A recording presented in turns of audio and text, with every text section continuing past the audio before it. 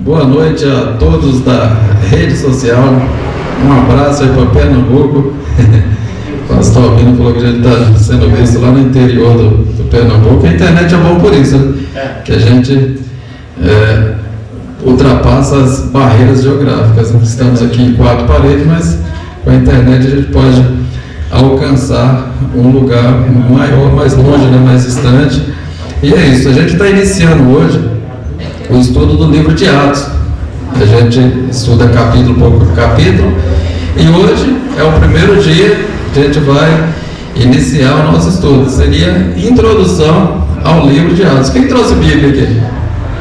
Quem trouxe Bíblia já deixa aberto no capítulo 1 de Atos, que a gente vai estudar capítulo por capítulo, versículo por versículo, o livro de Atos.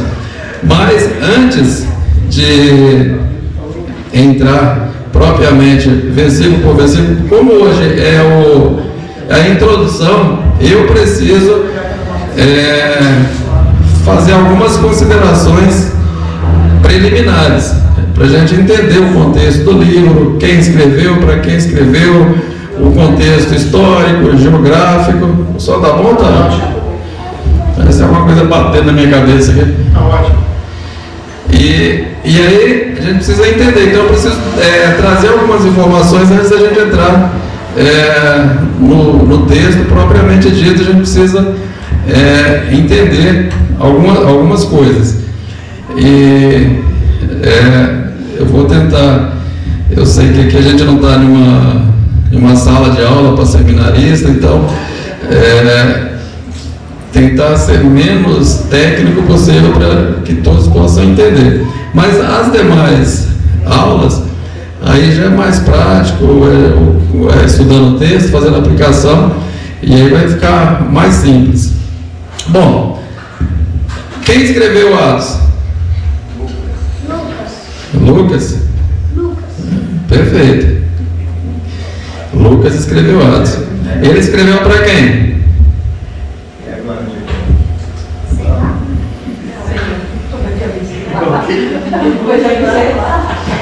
Bom, Lucas foi um dos discípulos de Jesus.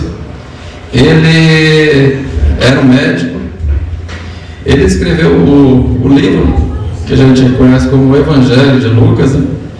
E ele escreveu para Teófilo, que era um novo convertido. A gente vai falar daqui a pouco sobre ele.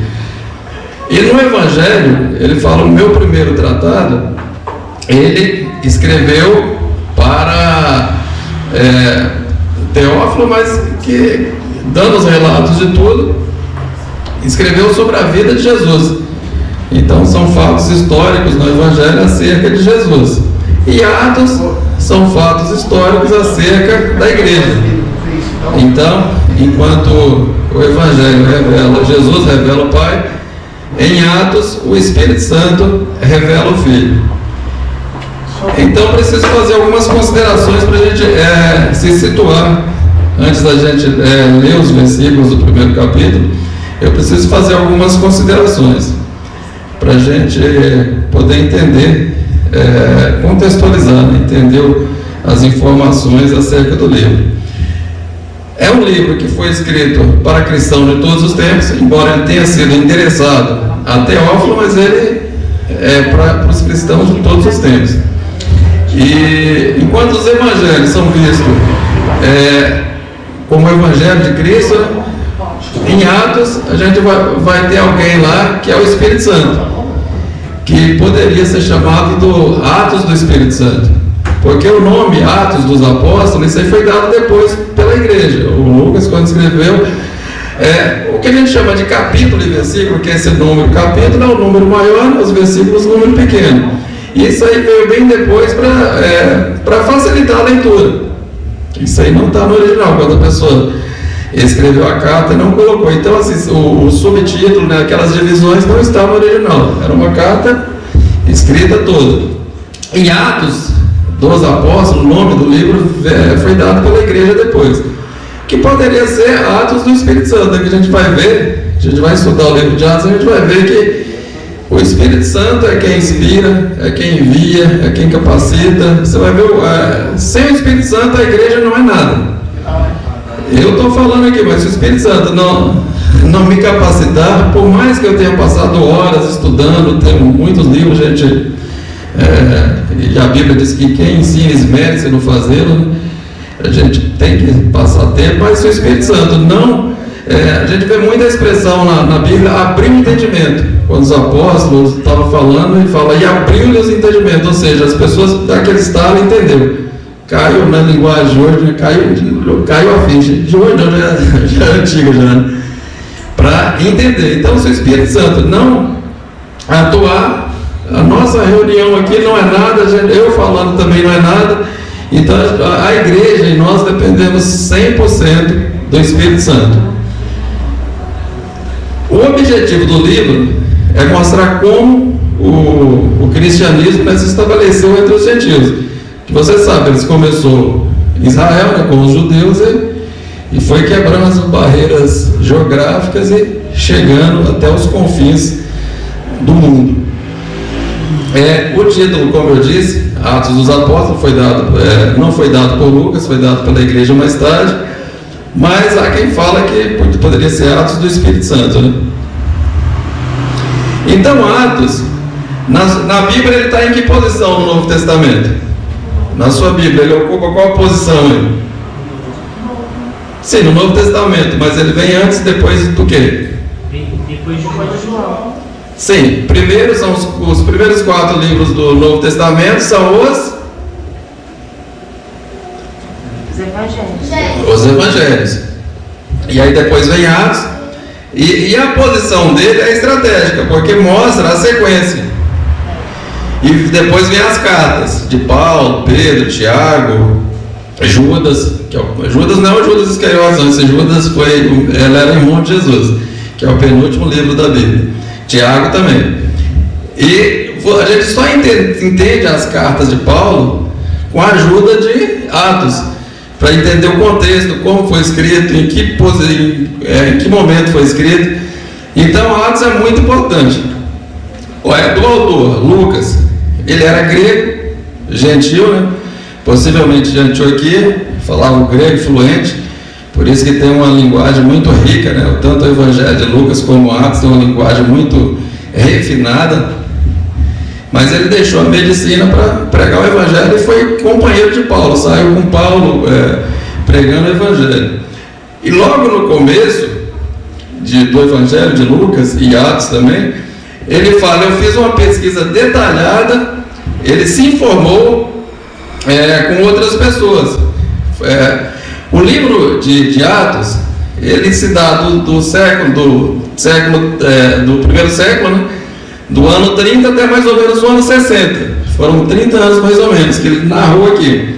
Então, no último capítulo de Atos, Paulo ainda não havia sido martirizado, né? Ainda estava vivo. E ele, para escrever tanto o Evangelho como a carta, ele fez uma pesquisa detalhada, ele se informou, ele pesquisou, falou com outros apóstolos. Isso mostra o seguinte, que a inspiração que se dá, ela se dá de diversas formas. O Espírito Santo inspirou os escritores da Bíblia, porque a pessoa pensa que a pessoa fica em trânsito igual o Chico Xavier, e não é isso. Ele foi inspirado por Deus, mas ele pesquisou, fez toda a pesquisa e tal, e o Espírito Santo inspirou ele veio escrevendo Atos e primeiro o Evangelho de Lucas, né? Até o capítulo 6 de Atos, ele narra na segunda pessoa, porque ele não estava lá. Então eles foram fazer isso, eles fizeram aquilo. A partir do capítulo 16 ele se junta a Paulo, e aí já muda, ele já fala nós, e nós fizemos isso, porque a partir daquele capítulo ele já estava presente. Aí ele já se inclui ali no relato. Outra curiosidade é que quem mais escreveu? Qual foi o autor que mais escreveu no Novo Testamento? Quem dá mais? Pode falar, irmão, se errar não tem problema não. Eu não vou dar nota negativa para vocês não. Depois eu faço a prova, aí dou uma nota boa. Paulo? Quem falou? Eu. Acho que é Paulo. Paulo escreveu mais livros. Bom, Eu acho. São Paulo e Lucas. bom, se Hebreus for creditado a Paulo, Paulo foi o que mais escreveu, né? Caso não seja, Lucas, pelo Evangelho e pela carta de Atos, dá 1/4 do Novo Testamento. Lucas acaba sendo o escritor que mais escreveu, né? No Novo Testamento. Eu não acredito que Hebreus tenha sido Paulo, mas enfim. Mas é uma curiosidade, né? A história, como eu disse, foi do ano 30 até o ano 60. Não foi depois, porque não fala da morte. Paulo foi morto em Roma, né, por Nero. Não fala do incêndio de Roma, não fala de... Então, assim, esses fatos, se fosse escrito depois, ele não ia deixar de escrever umas coisas importantes dessas, né? Então, possivelmente, foi até o ano 60. Paulo morreu no ano 67. Então, as 3 palavras-chave do livro de Atos é ascensão, descida e expansão. Bom, aí começa do destinatário. Escreveu a Teófilo, que foi um amigo dele, era um novo convertido. Teófilo, quando ele começa a escrever tanto o Evangelho como a carta, ele fala excelentíssimo Teófilo. Então, assim, ele devia ocupar alguma posição nobre, né, em Roma, por esse tratamento, né, excelentíssimo, que é um pronome de tratamento que a gente hoje usa para autoridades. Quando fala excelentíssimo, é o juiz, os cabeçudos, não é? Então, ele poderia ser uma pessoa importante. Em Roma era novo convertido, é por isso que ele estava evangelizando, catequizando, ensinando os rudimentos. E alguns falam que é o seguinte, que pode ter sido interessado para ele, porque hoje em dia, para você escrever é fácil. Você escreve, envia para a pessoa por e-mail, envia pelo WhatsApp, é fácil. Naquele tempo, o manuscrito era muito difícil, não existia copiadora, xerox. Então, para escrever era muito caro. Então, para distribuir, para fazer cópia, muito, muito dinheiro. A imprensa de impressora, né, veio no século XV. Então, assim, como ele era uma pessoa rica, poderia facilitar fazer cópia e sair distribuindo para as igrejas as cópias, né? Então, há pessoas que pensam que pode ter interessado para ele por isso também. O propósito do livro de Atos. Existem 2 propósitos. O primeiro é demonstrar que o Evangelho avançou triunfantemente das fronteiras estreitas do judaísmo para os gentios, apesar da perseguição e da oposição. E outra é revelar a missão do Espírito Santo no papel da igreja, que ele que capacitou, ele dava continuidade, abençoava e foi através do Espírito Santo. A visão panorâmica. O Evangelho descreve que Jesus começou não só a fazer, mas ensinando. Atos descreve que Jesus continuou fazendo e ensinando através do poder do Espírito Santo. Aleluia. E algumas características especiais do livro de Atos. É revelado a origem do poder da igreja e a verdadeira natureza também da missão da igreja, né? Juntamente com os princípios que devem nortear em todas as gerações as igrejas, né? Então, a origem do poder, o Espírito Santo. A igreja sem o Espírito Santo não é nada, não faz nada. A natureza da missão da igreja é evangelizar, levar o evangelho aos 4 cantos. Existe, a gente chama de tríplice missão da igreja, né? Que é a missão para com Deus, de adorar a Deus em espírito e em verdade, a missão para com o mundo, de levar o evangelho, e a missão para consigo mesmo, que é cuidar dos seus, né? coisa, o Espírito Santo é mencionado 50 vezes no livro de Atos. O Atos tem quantos capítulos?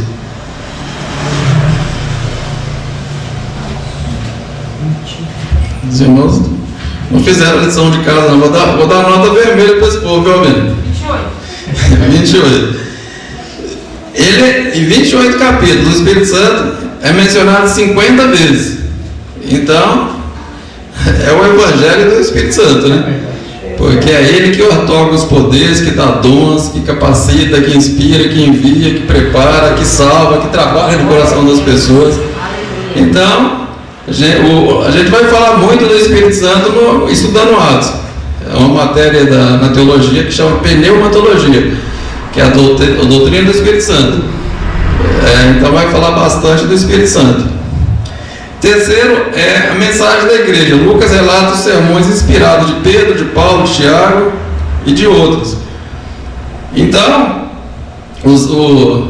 ali ele fez questão de pegar o esboço, o sermão, o primeiro sermão de Pedro. O primeiro sermão dele, ele ganhou 3.000 almas para Cristo. E outra coisa, ele não fez apelo, não. Quem quer aceitar Jesus aqui? A multidão que foi fora até ele falou assim: Pedro, o que a gente faz? E agora? Você falou, e agora? O que a gente pode fazer? Ninguém quer ir para o inferno. Pelo amor de Deus, fala. Ele aceita Jesus, crê no Senhor Jesus e será salvo, arrependei-vos e convertei-vos. Então, era uma mensagem evangelística. Não tinha mensagem de autoajuda, de que você vai ficar rico. Aqui tem a chave de carro para os irmãos, não tinha nada disso. O apóstolo prometendo que ia ganhar um camelo, fazer a campanha para multiplicar as vacas que tinha no curral. Você não vai ver nada disso. O sermão era arrependimento, conversão, entrega a Cristo, vida santificada. Não tinha negócio de dar a chave de carro, de dar casa, nada disso.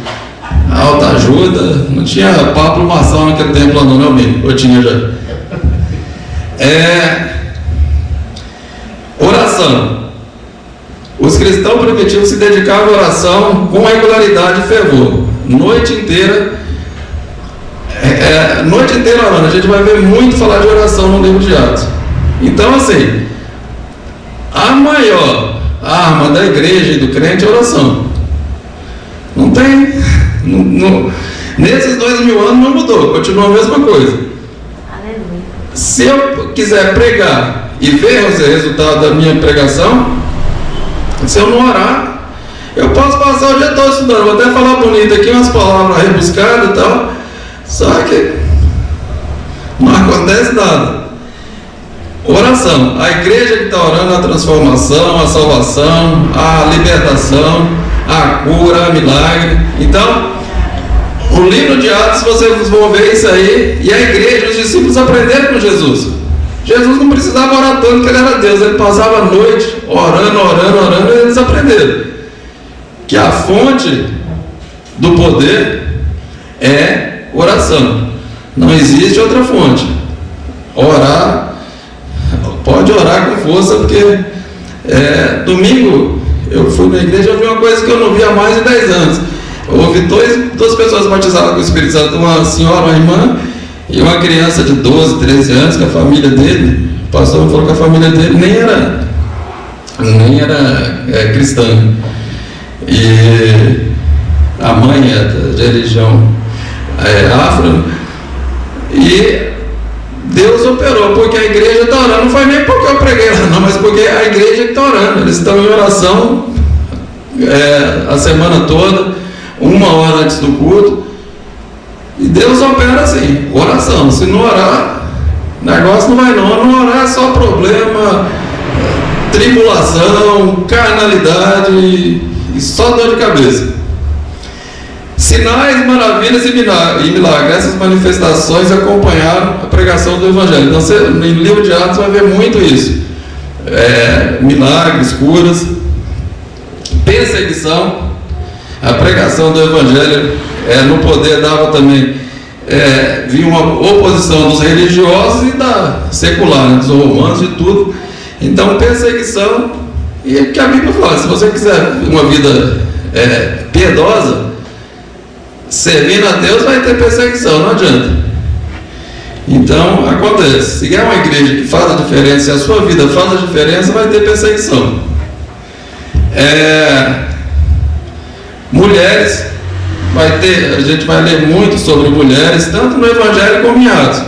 As mulheres estavam presentes no ministério de Jesus, dos apóstolos, nesse primeiro no capítulo, e no segundo estava orando num cenáculo que era de uma mulher, que era Maria, não a Maria mãe de Jesus, mas a outra, e onde o Espírito Santo desceu e foram batizados. Então, relatos de mulheres, bênção de mulheres em muitos momentos da igreja, né?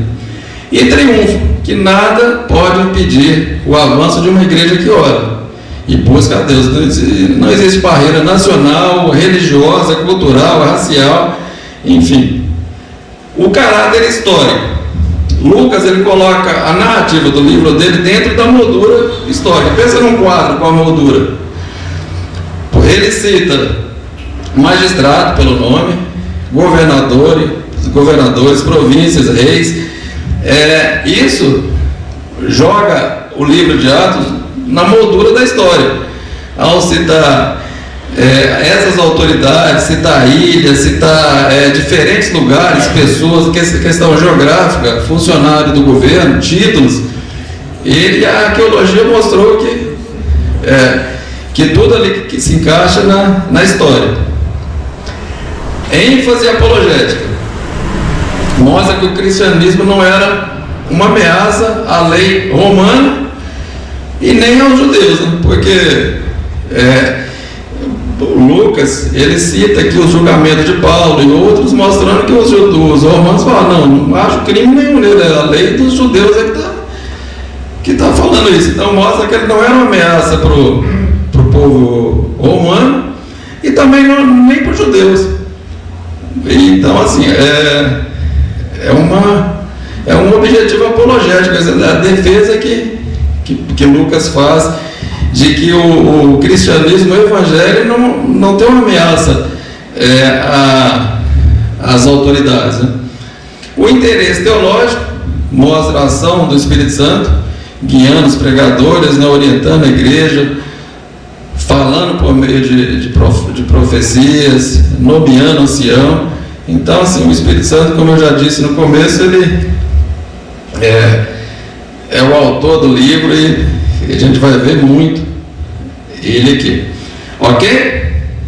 Bom, dito isso, vamos... Alguém pode ler do versículo 1 ao versículo 8, por favor? Fiz primeiro tratado Teófilo acerca de tudo que Jesus começou, não só a fazer, mas a ensinar, até o dia em que foi recebido em cima, depois de ter dado mandamentos pelo Espírito Santo aos apóstolos que escolhera, aos quais também, depois de ter padecido, se apresentou vivo, com muitas e infalíveis provas, sendo visto por eles por espaço de 40 dias, e falando do que respeita ao reino de Deus. E restando com ele, determinou-lhes que não se ausentasse de Jerusalém, mas que esperassem a promessa do Pai, que disse ele, de mim ouvistes.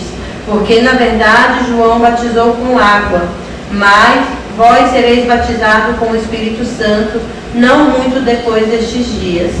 Aquele que, pois, que se haviam reunido, perguntaram-lhe, dizendo: Senhor, restaurarás tu neste tempo o reino a Israel? E disse-lhes: Não vos pertence saber os tempos ou as estações que o Pai estabeleceu pelo seu próprio poder, mas recebereis a virtude do Espírito Santo, que há de vir sobre vós, e ser-me-eis testemunhas, tanto em Jerusalém como em toda a Judéia, em Samaria e até os confins da terra. Ok, então nesses 8 primeiros versículos aqui a gente vai ver o cuidado de Jesus com os discípulos e com a igreja, através do Espírito Santo. Quando ele fez a promessa, permanecei na cidade até que do alto sejais revestido do poder, com esse propósito, né? Os 40 dias que Jesus, vocês lembram da última aula de João, né? Que falou sobre a ressurreição. Quantos dias Jesus permaneceu na terra após sua ressurreição? 40 dias. Por 40 dias. Ele morreu na Páscoa, passou 40 dias. E ali apareceu várias vezes, né, no versículo 2 aí, né, fala que 2 e 3, que dando provas infalíveis, né, para os seus discípulos, durante diversas vezes apareceu. E ali, aos 40 dias, reuniu os discípulos no Monte das Oliveiras, deu as últimas instruções e ascendeu ao céu, e todos, à vista de todos, e com a ordem: permanecer em Jerusalém até que do alto seja revestido de poder. Eles desceram, foram até o cenáculo, que era um sobrado grande. Ali no monte fala que tinha mais ou menos 500 discípulos, e aí não se sabe que se todos esses 500 foram lá, porque devia ser um espaço para caber 500 pessoas, era um grande, né? E ali eles passaram orando. Quantos dias eles passaram orando até o batismo com o Espírito Santo? Quantos? 5, 10, um mês, um dia, 2 horas, 3 horas? Mais de 100. Quantos dias? 120. Não, tinha 100, assim, no dia do batismo tinha 120, mas quantos dias eles permaneceram ali em oração até a descida do Espírito Santo? 5? Não. 40 dias. Também não. Também não. Vocês chutando assim, mas dá um fundamento para que vocês acham que é. Ele passou 10 dias. Como que a gente sabe porque foi 10 dias? Porque quando houve a descida do Espírito Santo foi no dia de Pentecostes. Da Páscoa até o Pentecostes são 50 dias. Por isso que o Pentecostes, a palavra Pentecostes quer dizer 50. Que você conta 50 dias. Eu sou da humanas, não sei fazer conta não, mas da Páscoa até o Pentecostes são 50 dias. Se ele permaneceu 40 dias, ascendeu, e depois eles foram ali para o cenáculo, quer dizer que 50 menos 40, vocês que são de exatas, são 10 dias, permaneceram ali 10 dias. Então, o propósito de ficar 40 dias, primeiro, foi dar aos discípulos a prova de que, de fato, era ele, né? A gente estudou na outra aula, né? Ele mostrando a mão, o corpo, era o mesmo corpo, mas glorificado, não mais sujeito às leis da natureza. A gente viu, né, que ele atravessava a parede, aparecia, desaparecia, mas era num corpo glorificado. E Paulo, em 1 Coríntios 15, fala que o nosso corpo será semelhante àquele, não sujeito às leis da natureza, né? Ele comeu e bebeu para mostrar que realmente era ele, né? E também a cicatriz, porque na segunda vinda dele ele vai mostrar para os judeus, né? E dá aos discípulos diretrizes do reino de Deus. Então ele falou concernente ao reino de Deus. E no versículo 1 aí fala que ele fez acerca de tudo que Jesus começou não só a fazer, mas a ensinar. Fazer e ensinar, porque Jesus ele ensinava fazendo. Ele não só ficava na sala de aula mostrando lá, ele falava, ficava andando, fazendo, ensinando. Ensinando, fazendo, né? No versículo 2, até o dia que foi recebido, depois de ter dado mandamento pelo Espírito Santo aos apóstolos que escolheram. Então ele deu orientações, né, acerca porque ficou uma vaga ali para que um dos apóstolos se desviou, né? Quem que era esse? Oi? Esse mesmo, mais para frente vai falar dele. Que ele se arrebentou literalmente mesmo. A gente vai ver da morte dele. Inclusive as pessoas falam que há uma contradição entre Lucas em Atos e Mateus, que Mateus fala que ele foi se enforcar e Lucas fala que ele se arrebentou todo, ele caiu lá e as tripas saem para fora. Mas porque o campo que compraram era cheio de precipício, né? Era uma ribanceira, e ali quando ele colocou para se enforcar, ou a corda quebrou ou o galho da árvore caiu lá embaixo e abriu a barriga e o texto fala que as entranhas, né, saíram do seu corpo. O versículo 3: aos quais também depois de ter padecido apresentou o vivo com muitas infalíveis provas, sendo visto por ele por espaço de 40 dias, e falando isso aí a gente já falou, né? Então a natureza, e falando a respeito do reino de Deus. Então ele estava dando as diretrizes. Reino de Deus, você vai ver algumas expressões: reino de Deus é reino dos céus, que é a mesma coisa. Em Mateus você vai ler muito reino dos céus, nos outros evangelhos aliás, no Mateus você vai ver reino dos céus, no outro é reino de Deus, mas é sinônimo, é a mesma coisa. É que como Mateus escreveu para os judeus, e o judeu era, quando falava no nome de Deus, ele tinha muito respeito, ele parava do que estava escrevendo, limpava a pena, que era a caneta da época, né? E aí, para não fazer isso, ele colocou o reino dos céus, para conseguir fazer, talvez escrever mais rápido, né? Então, mas é a mesma coisa. O versículo 4, até aí vocês estão acompanhando? Tem alguma dúvida? Pode continuar? Pode. Se tiver alguma dúvida, pode levantar a mão e perguntar, se a gente conseguir responder. Está tão bem explicado que nem... Ah, que bom. O versículo 4, estando determinou que não se ausentasse em Jerusalém, mas esperasse a promessa. Então, eles tinham que aguardar até ser revestidos, até receber essa capacitação do Espírito Santo, porque até então eles ainda estavam com medo. Eles estavam ali apreensivos, com medo. Aí depois que foram batizados com o Espírito Santo, você vai ver que as coisas mudou. Eles já saíram dali cheios de ousadia, intrepidez, aí já mudou tudo. Mas eles tinham que aguardar lá até que Jesus cumprisse a sua promessa. No versículo 5, porque na verdade João batizou com água, mas vós sereis batizados com o Espírito Santo não muito depois desses dias. Então, batismo com água é uma das ordenanças de Jesus, né? O batismo. Quais são as duas ordenanças de Jesus para a igreja? Batismo e...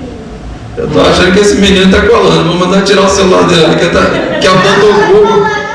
É o Dr. Google que está falando para ele. Não tá falando não tô Google aqui não. Eu vou dar nota vermelha se esse menino estiver colando. Senão daqui a pouco eu vou colocar ele aqui para dar aula aqui no meu lugar, porque ele está com um monte de menino. É o batismo o quê? Quantos anos ele tem? Quantos anos ele tem? Tem 8. 8 anos já está com essa sabedoria toda. O menino é arretado mesmo. Esse daí comeu jabá com farinha ungida lá na Bahia. Então, as duas ordenanças, a ceia do Senhor, né, e o batismo em águas. E aí a promessa do batismo com o Espírito Santo. Mais para frente a gente vai entender, porque eu estava comentando com o Albino. Há uma diferença entre batismo com o Espírito Santo e ser cheio do Espírito Santo. Então tem algumas características que, não nessa aula propriamente dita, mas mais para frente, a gente deve falar sobre o que é ser cheio do Espírito Santo, né? O versículo 6 e 7 está no mesmo conceito, que eles perguntaram para Jesus, ali quando eles, antes de descer do monte, que viram que Jesus falou com eles, que já ia subir, e aí eles falaram, mas quando vai ser o tempo que o Senhor vai restaurar o reino de Israel? Os discípulos ainda estavam com aquilo na cabeça, que seria um reino terreno, que Jesus ia vir como Messias, porque no Velho Testamento você vai ter profecias lá, que do Messias sofredor. Você lê Isaías 53, você até chora, falando de Jesus, o profeta está vendo Jesus lá na cruz, lá todo desconfigurado, com o corpo arrebentado, e você vai ver profecias que ele veio como Messias sofredor, que ia dar vida, andou com pobre, mas você vai ver profecias que ele veio como rei, para reinar. Então eles esperavam que o Messias ia destronar os romanos, Jerusalém ia ser a capital mundial, e a partir dali Jesus, o Messias, estabeleceria seu reino. E eles, durante o ministério de Jesus, você lembra que eles estavam até disputando cargos, um chegou lá, mas a mãe de dois discípulos, quando o senhor sentar no seu trono, coloca o meu filho um à direita, à esquerda, um vai ser o ministro da economia, o outro o ministro do exército aí para comandar tudo. E não estava entendendo nada, porque depois Jesus explicando, meu reino não é dessa terra, é um reino espiritual. Isso vai se dar no milênio, que aí já é uma outra disciplina que a gente fala em outra ocasião. Mas você vê que mesmo depois da morte, eles estavam pensando no versículo 6 aí, né? Quando o Senhor vai restaurar o tempo, Israel, Jesus falou, mas não importa o tempo ou as estações que o Pai estabeleceu pelo seu próprio poder. Então eles ainda não tinham entendido isso. Ainda não estava claro para eles que o poder, ficar na cidade até receber poder, não é que um poder, que a gente vai ter poder, então a gente vai sair daqui, um morro, a gente derruba 10 romanos e a gente toma tudo. Não era poder físico, poder bélico, era poder no Espírito Santo para pregar o Evangelho e ser testemunha. E a palavra testemunha, aqui no versículo 8, quer dizer mártir. E mártir, você sabe o que era? O que é um mártir? Eu não sei, a morte. A morte dos... Esse menino é arretado mesmo. Já aprendi isso antes, já. Mártir é quando a pessoa é morto pelo Evangelho. Então, depois, isso aí até o século II, eles até mudaram o conceito de mártir, porque toda a família que não tinha um mártir, falava, mas sua família é cristã? Sim, serve a Deus, somos todos. Quantos mártires tem na sua família? Quantos morreram pelo Evangelho? Nenhum? Vixe, não precisa daí não. E aí até mudaram para falar, não, para de morrer, pelo amor de Deus. Então, assim, testemunha morrer por Cristo, ter a vida de tal ponto que a sua vida não pertence mais a você, pertence a Cristo. Está disposto se for necessário, até morrer por Cristo, nunca matar. A gente vai ver, se der tempo, falar um pouco sobre a teologia do domínio, que está muito em voga hoje, que as pessoas estão matando, mas não é por causa do Evangelho, não, é por causa de uma mistura política com religião, que não tem nada de Evangelho, não tem nada de igreja, não tem nada de Cristo. Isso aí é política.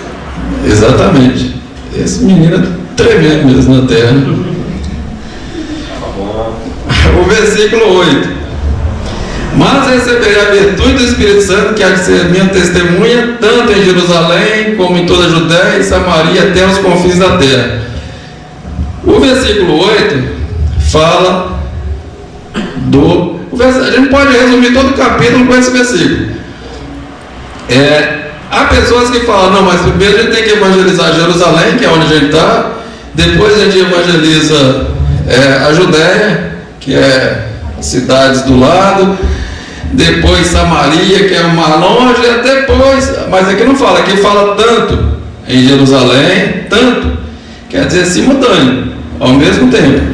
Então o evangelismo tem que acontecer em todos os tempos, em todos os lugares. Receberei poder. A palavra aqui, no original é dunamis, que quer dizer dinamite. Então, assim, é uma explosão. Aquilo ali, o Espírito Santo que vai dar essa explosão para a pessoa, no coração da pessoa, para a pessoa fazer aquilo. Que a pessoa dela mesma não faz nada, né? O versículo 9. Tudo bem, irmãos? Até aí? Tudo bem. Então, vamos lá. E quando dizia isso, Jesus foi elevado às alturas, à vista de todos, né? Então, isso é uma prova histórica, né, que foi um evento histórico e literal. Ele subiu aos olhos de todos os discípulos. Mas não é, subiu, depois a nuvem ocultou, já não sabe onde que é esse céu, onde que fica. Mas ele foi elevado aos céus. E todos os discípulos estavam de olho, né? E aí veio eles na casa lá antes do batismo, veio o sermão de Pedro, porque faltava, Judas tinha se matado, então falou, vamos escolher outro discípulo. Alguém quer ler do versículo, parou no 9, né? Leia do 9 até o 14, a gente dá sequência. Pega o microfone, não, para esse aí. Não, pode falar assim mesmo para ligar tempo. É para pegar no fone, no microfone. É do 9? Do 9 ao 14. Pode ler enquanto isso. Depois de ter dito isso, Jesus foi levado para o céu. Pega no microfone. Então a nuvem o cobriu e eles não puderam vê-lo mais. Eles ainda estavam olhando firme para o céu, enquanto Jesus subia. Quando 2 homens vestidos de branco apareceram perto deles e disseram: Homens da Galileia, por que vocês estão aí olhando para o céu?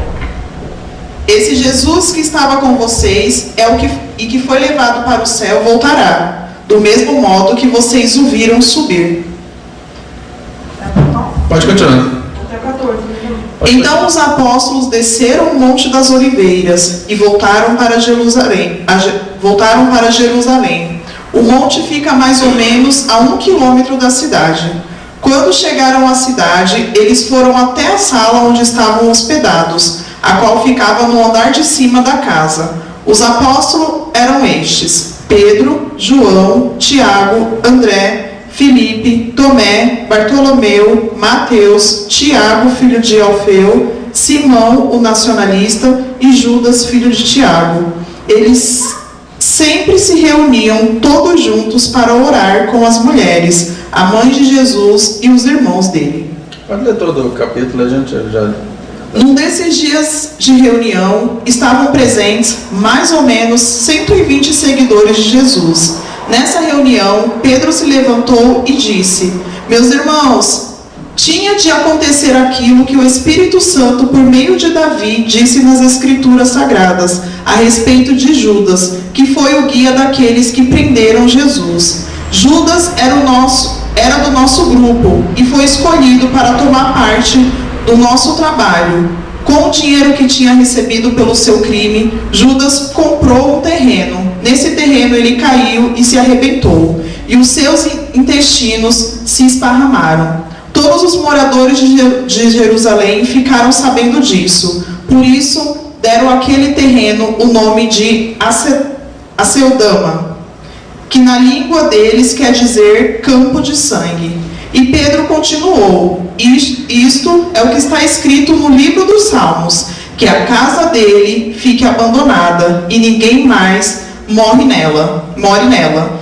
E também diz que outra pessoa faça o trabalho que ele fazia. Portanto, precisamos escolher outro homem para pertencer ao nosso grupo e ser testemunha junto conosco da ressurreição do Senhor Jesus. Deve ser um daqueles que nos acompanharam durante o tempo em que o Senhor Jesus andou entre nós, desde que foi batizado por João até o dia em que foi levado para o céu. E foram apresentados 2 homens, José, chamado Barsabás, que tinha o apelido de Justo, e Matias. Em seguida, oraram, dizendo: Senhor, Tu conheces o coração de todos. Mostra agora qual dos 2 escolheste para trabalhar conosco como apóstolo, pois Judas abandonou esse trabalho e foi para o lugar que ele merecia. Depois fizeram um sorteio para escolher um dos 2. O nome sorteado foi o de Matias, que se juntou ao grupo dos 11 apóstolos. Ok. Bom, eram 2 apóstolos, um já havia morrido, né, para completar aquele número. Por que tinha que completar? Porque depois começou a morrer sendo martirizado, né? Tiago, no capítulo 12 já é martirizado, e outros aí não substitui mais.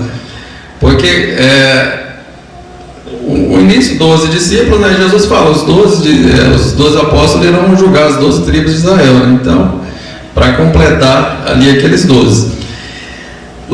Fala lançar o sorte aqui. Hoje em dia ninguém lança sorte para escolher, né? Vamos consagrar alguém aqui, pastor Albino, então vamos lançar a sorte para saber. Lançar a sorte eram as pedrinhas, colocava lá, aí colocou o nome dos dois, e aí eles oravam, né? Tirava a pedrinha, tirou do Matias. Mas assim, depois desse relato, já não vê mais lançando sorte, né? Assim, então assim, tem coisas que não foi feito para ser reproduzido. Outra questão é o Judas. Judas, apesar de ser um cabra safado, era um camarada muito inteligente, porque assim, ele era o contador, muito capacitado. Ele tinha um poder de convencimento, tanto que ele foi até os sacerdotes e eles convenceram o sacerdote a pagar para ele entregar Jesus. Quer dizer, primeiro, o sacerdote, aquilo ali era pior do que para dinheiro, abrir a mão e sendo que eles já estavam próximos de prender Jesus, mas Judas conseguiu convencer eles. Então assim, eles tinham um poder de oratória, de persuasão muito grande, né? E também Judas, ele dissimulava muito bem, porque tanto que quando Jesus falou, um de vocês vão me trair, todo mundo ficou pensando, será quem que é? Ninguém ficou, se todo mundo soubesse que ele era um cabra safado, eu falava, já até sei, já olhava para o lado, aquele ali. Mas não, ninguém desconfiou dele. Então assim, e aí ele aconteceu, depois de tudo aquilo ali, né, com o remorso, ele se matou, né, fala que as tripas dele saíram da barriga, né, caiu na ribanceira lá, se arrebentou toda, e aí escolheram um outro para substituí-lo. Tanta informação aqui nesse texto, que a gente vai lendo. Foi a partir do versículo 9, né? Continua. Estavam no cenáculo, eles perseveraram, né, em oração durante aquele período, e a mensagem, né, de Pedro ali para eles. E como eu tenho um pouco tempo, essa passagem que um dos discípulos, momentos antes da ascensão de Jesus, que ele fala, quando vai restaurar o reino de Israel, vamos receber poder, né? Poder para quê? Para destronar os romanos, para ser poderosos e belicamente, Jerusalém ser a capital. Eu gostaria de, hoje em dia tem uma doutrina, não sei se vocês já ouviram falar, a teologia do domínio, que esse pensamento ele voltou muito forte nos dias de hoje no mundo inteiro, no mundo religioso todo. Começou na década de 70, chegou aqui por volta do ano 2000 ou um pouco antes, e hoje se tornou muito forte. Então, na Bíblia, nós temos dois povos na Bíblia. Quais são os dois povos de Deus na Bíblia? No Velho Testamento e no Novo. No Velho Testamento, quem é o povo de Deus? Israel. No Novo Testamento? A igreja. Então, Israel é o povo terreno de Deus. Ele foi chamado para ser modelo de nação. E as promessas que Israel recebeu foram promessas de prosperidade, de fartura, de dominar outros povos, de abundância de pão e de mel. Foram promessas terrenas para a época em que eles viviam. E também geralmente condicionada, né, a obediência. Quando eles obedeciam, as coisas iam bem. Quando desobedeciam, vinha na idolatria, foram para o cativeiro e as coisas davam tudo errado.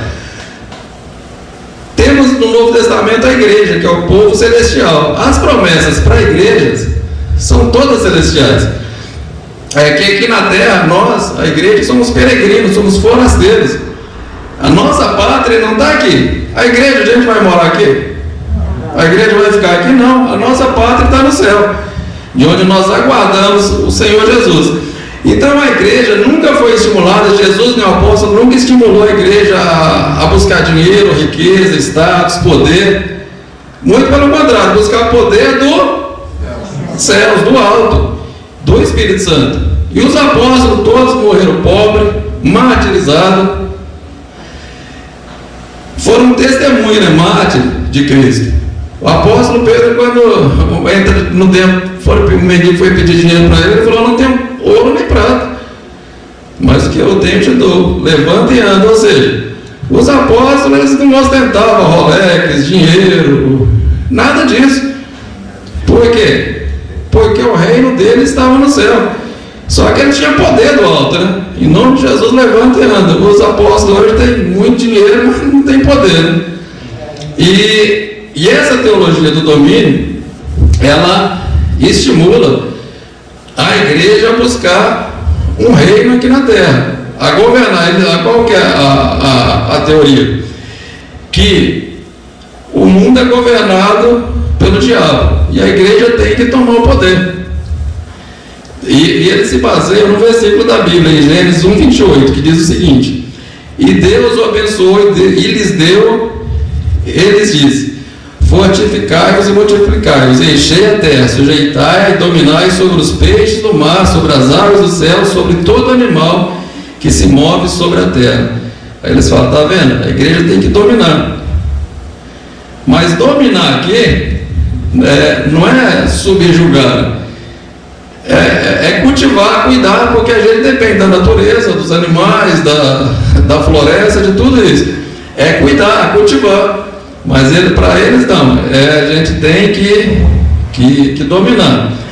E esse povo, eles se baseiam muito no Velho Testamento. A mensagem que eles pregam mais do Davi, guerreiro, que subjugava as nações. Se baseia mais no Velho Testamento, para tentar colocar uma roupagem teológica. Porque essa teologia, ela não é só uma teologia, ela é uma ideologia de tomar o poder. Então, você vê muitas as expressões desse povo aí, e esse maniqueísmo do bem contra o mal, esse pânico moral, né, que primeiro precisa ter um inimigo. Ele fala: não, nossos inimigos são os comunistas, a esquerda. E aí vem um pânico moral, um apelo para a guerra santa, esse negócio de colocar a bandeira de Israel, nós somos o Israel de Deus. E através de tudo isso aí, desvirtua o significado da igreja. Porque a igreja não tem nada a ver com Israel. Nós somos um povo celestial. Então a igreja, ela não foi chamada para dominar povos nenhum, e nem ser destaque. A gente foi chamado para ser testemunha. O apóstolo Paulo, ele fala, né, que até a presente hora, em 1 Coríntios 4, sofremos fome, sede e nudez, recebemos bofetada e não temos pousada certa, nos afadigamos trabalhando. Então assim, isso aí não tem nada. Lembra da igreja de Laodiceia em Apocalipse? Que era uma igreja rica, próspera, que falava: nós não precisamos de nada, temos tudo. E Deus falou: vocês é pobre, cego, nu e miserável. Que era a igreja que dava ânsia de vômito em Deus. Então assim, a igreja, nós somos estimulados a buscar o poder de Deus. A igreja não é para buscar poder humano. Nós não dependemos de político A, B ou C. A igreja não depende de poder econômico, de dinheiro. Precisa do Espírito Santo. É com o Espírito Santo que a igreja avança, não é com dinheiro.